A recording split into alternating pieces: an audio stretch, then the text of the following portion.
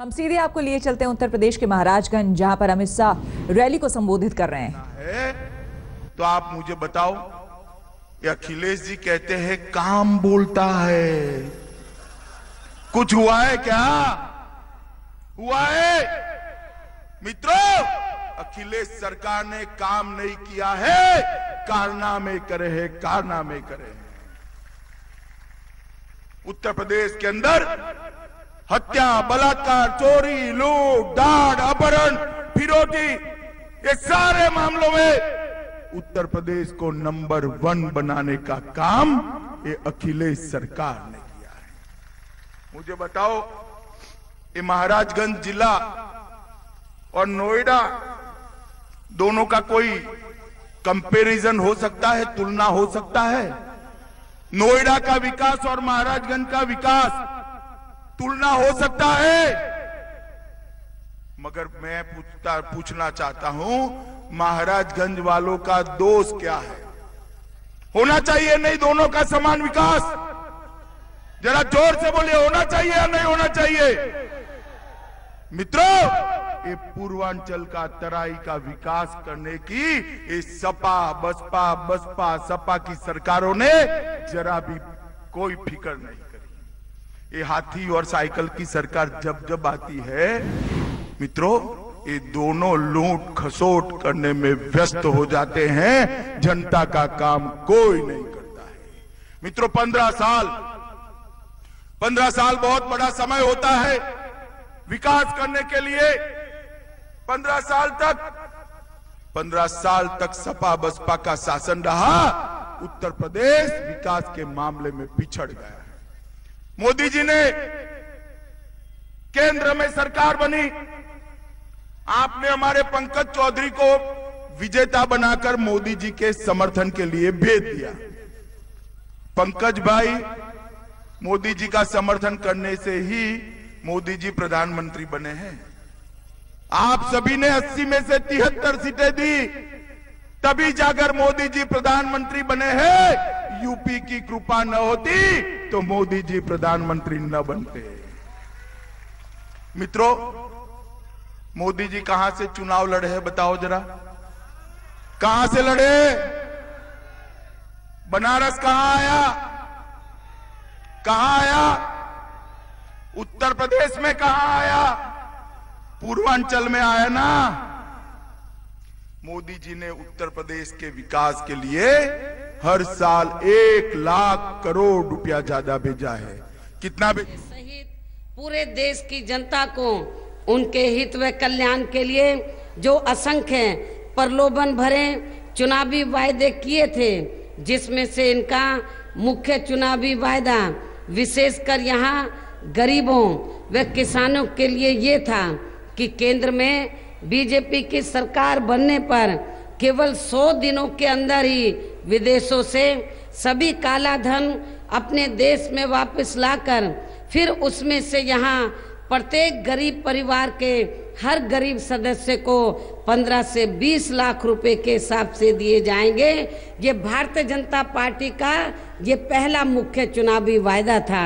और इनका दूसरा मुख्य चुनावी वायदा ये था कि यहाँ कर्ज में डूबे किसानों का कर्जा भी माफ कर दिया जाएगा, जिसे अब ये लोग इस चुनाव में भी फिर से भुनाने की पूरी कोशिश में लगे हुए हैं। लेकिन इनके इन दोनों मुख्य चुनावी वायदों के बारे में यहाँ मैं आप लोगों से ये पूछना चाहती हूँ।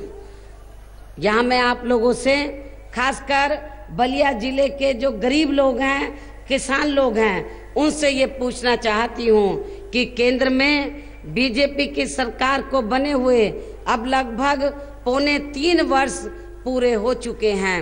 मैं आप लोगों से ये जानना चाहती हूँ, पूछना चाहती हूँ कि क्या इन 3.25 वर्षों के अंदर केंद्र की सरकार की ओर से किसी भी गरीब के खाते में 1 रुपया भी जमा हुआ है?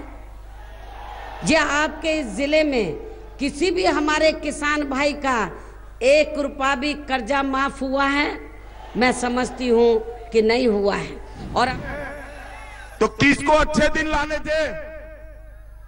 उनको लाने थे ना। ये तो हमें पूछ रहे हैं।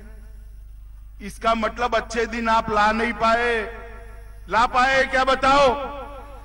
अखिलेश जी हमें पूछते हैं कि अच्छे दिन कब आएंगे। अखिलेश कान खोल कर सुन लो, 11 तारीख को काउंटिंग है, 11 तारीख को काउंटिंग होगा, 11 मार्च को सुबह 8 बजे काउंटिंग शुरू होगा, 9 बजे 5 राउंड का मतगणना समाप्त, 10 बजे 10 राउंड का मतगणना समाप्त, 12 बजे मतगणना समाप्त और 1 बजे अखिलेश सरकार समाप्त। 1 बजे भारतीय जनता पार्टी की सरकार बनेगी मित्रों, 1 बजे भारतीय जनता पार्टी की सरकार बनेगी। और अखिलेश कान खोल कर सुन लो, 11 मार्च 2017 को दोपहर 1 बजे इस प्रदेश में भारतीय जनता पार्टी की सरकार बनेगी और यूपी के अच्छे दिन शुरू हो जाएंगे मित्रों। तो रैलियों के रविवार में आपको सीधी लिए चलते हैं महाराजगंज, जहां पर अमित शाह रैली को संबोधित कर रहे हैं। रोज कार्यालय पे बैठता हूं, कई लोग मुझे मिलने आते हैं। एक दिन उत्तर प्रदेश से, पश्चिमी उत्तर प्रदेश से एक ताऊ कार्यालय में मुझे मिलने आ गए। उन्होंने कहा कि अमित भाई मेरे साथ अन्याय हो गया है। मैंने बोला ताऊ क्या अन्याय होगा तेरे साथ बताओ। तो उन्होंने कहा अमित भाई मैं बैलगाड़ी में गन्ना डालकर जाता था चीनी मिल पर गन्ना उतारने के लिए। रास्ते में एक अमरूद की रेकड़ी देखी, पोते को अमरूद देने के लिए अमरूद खरीदने गया, वापिस आया तो मेरे बैल ही गायब हो गए। मैंने कहा ताऊ इसमें क्या बड़ी बात है, बैल अगर गायब हो गए तो थाने जाओ, रपट लिखाओ, आजम खान की भैंस मिल जाती है, तेरा बैल भी मिल जाएगा। तो उसने कहा अमित भाई मेरा बैल नहीं मिलेगा, एक कत्ल खाना वालों ने मेरे बैल को काट दिया है। मित्रों, भारतीय जनता पार्टी ने तय किया है कि जिस दिन भारतीय जनता पार्टी का मुख्यमंत्री शपथ लेगा उसी दिन रात को 12 बजे के पहले, उसी दिन रात को 12 बजे के पहले एक अध्यादेश लाकर उत्तर प्रदेश में सारे कत्ल खाने बंद कर दिए जाएंगे।